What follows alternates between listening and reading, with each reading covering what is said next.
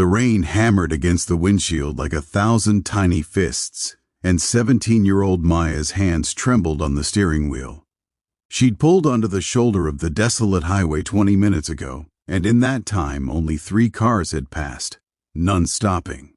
Her phone showed no signal. The flat tire mocked her from the passenger side, and worst of all, her mother's voice echoed in her head from their fight that morning.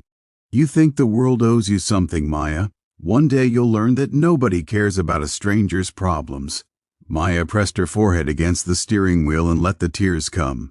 She was supposed to be at Stanford for her campus tour tomorrow morning, the tour that would determine her entire future.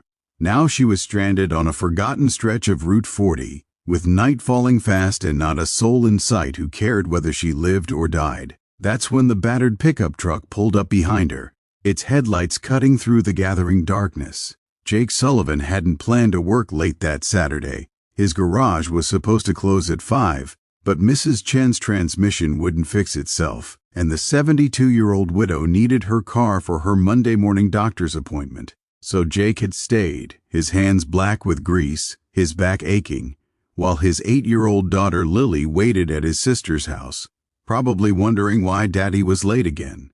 He was finally heading to pick her up when he spotted the car on the shoulder, hazard lights blinking weakly in the downpour. Jake's first instinct was to keep driving. He was already late, already exhausted, already stretched so thin that one more obligation might break him entirely. Single parenthood and a struggling garage didn't leave much room for Good Samaritan duties. But then he saw her, a teenage girl, alone, in the front seat with her face in her hands.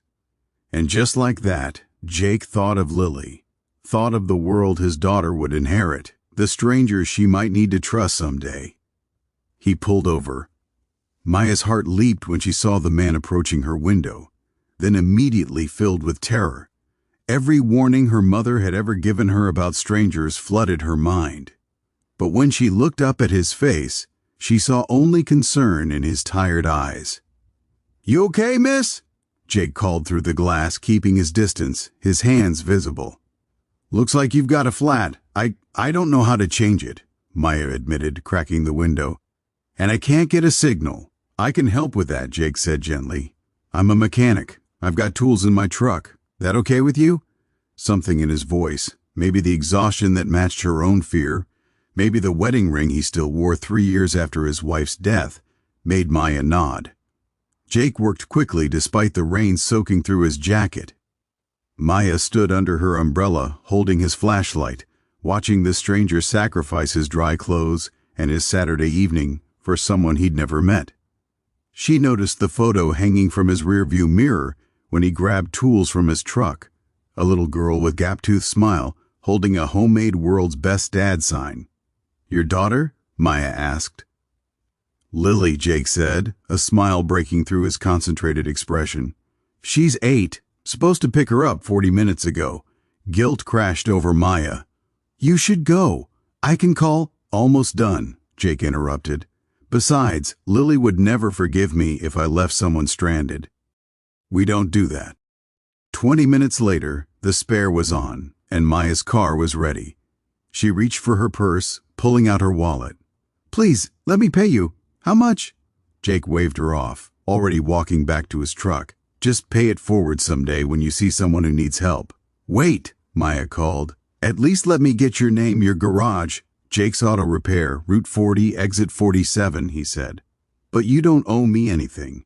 Drive safe, okay? And call your folks when you get signal. Let them know you're all right." Then he was gone, taillights disappearing into the rain. Maya sat in her car for a long moment, staring at the business card she'd found tucked under her wiper, simple, worn, with just a name and number. She thought about what her mother had said that morning, about how nobody cared. She'd been wrong. 2 weeks later, Jake was in his office, staring at the stack of bills that had arrived that morning. The building's landlord wanted to raise rent. Lily needed new shoes. The garage's ancient lift was dying, and replacing it would cost $15,000 he didn't have. He put his head in his hands, wondering if he should finally admit defeat and sell. The bell above the shop door chimed. We're actually closed, Jake started, looking up. The woman who stood in his garage looked like she'd stepped out of a magazine. Expensive suit, designer heels completely inappropriate for an auto shop, an air of authority that filled the room. Behind her, Maya stood smiling. Mr. Sullivan, the woman said, I'm Victoria Chen. You helped my daughter 2 weeks ago on Route 40. Jake's mind raced. Chen. Like Mrs. Chen with the transmission? But this woman looked nothing like... You're thinking of my mother-in-law, Victoria said, reading his expression. Esther Chen. You've been fixing her car for years, always refusing to charge her full price. Senior discount, you call it, though she knows you're practically doing it for free. She's a good lady, Jake stammered.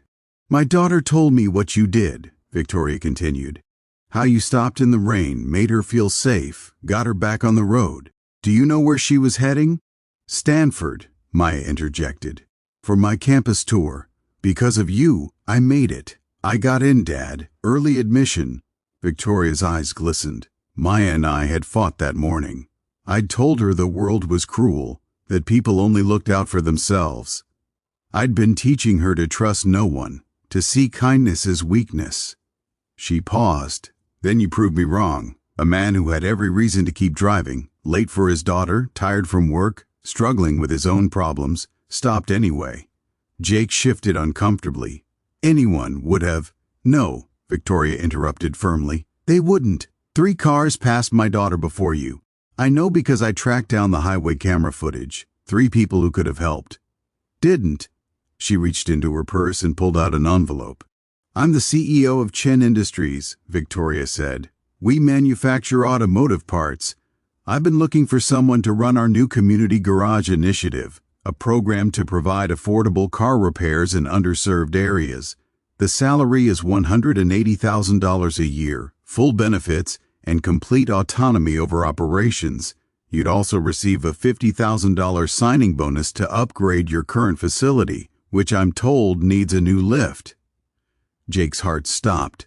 Ma'am, you teach mechanics to teenagers after school for free, Victoria continued. Mrs. Chen told me. You give single mothers payment plans that never seem to require actual payment. You stop in the rain for strangers. That's not just mechanical skill, Mr. Sullivan. That's the kind of integrity I need leading this program. The kind of integrity the world needs, Maya added quietly. Jake looked at his daughter's photo on the wall, thought about the bills on his desk, thought about Lily's future and the struggling families he'd have to turn away when he inevitably closed. Why, he whispered, why would you do this? Victoria's professional mask cracked, revealing the mother underneath. Because you reminded me that kindness isn't weakness, it's strength. You gave my daughter back to me. We've talked more in the last 2 weeks than we had in 2 years. She told me about your compassion, your selflessness, and it made me look at what I'd become. She wiped her eyes. You changed my family's life that night on Route 40. Let me change yours. 3 months later, Jake stood in his expanded garage, watching 5 teenagers learn to change brake pads. Lily sat in the corner doing homework, occasionally looking up at her father with pure pride.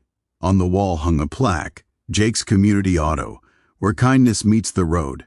Maya had sent it along with a note, Thank you for teaching me that the world is full of people who care. I'm going to be one of them. Victoria had been true to her word. The program served 12 communities now, providing affordable repairs, teaching job skills, offering second chances.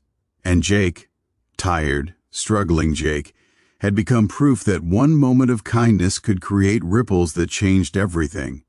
Because that's what kindness does. It spreads. It multiplies. It transforms not just the person who receives it, but everyone who witnesses it, creating a chain reaction of hope in a world that desperately needs reminding we're all connected, and sometimes stopping in the rain is the most important thing you'll ever do. If this story touched your heart, please like, comment, and share it with someone who needs a reminder that kindness still exists in this world. Subscribe to the Kindness channel to see more stories of ordinary people doing extraordinary things, because these moments matter, and together, we can create more of them. Your share might be the inspiration someone needs to stop and help the next time they see a stranger in need. Be the Jake in someone's story today.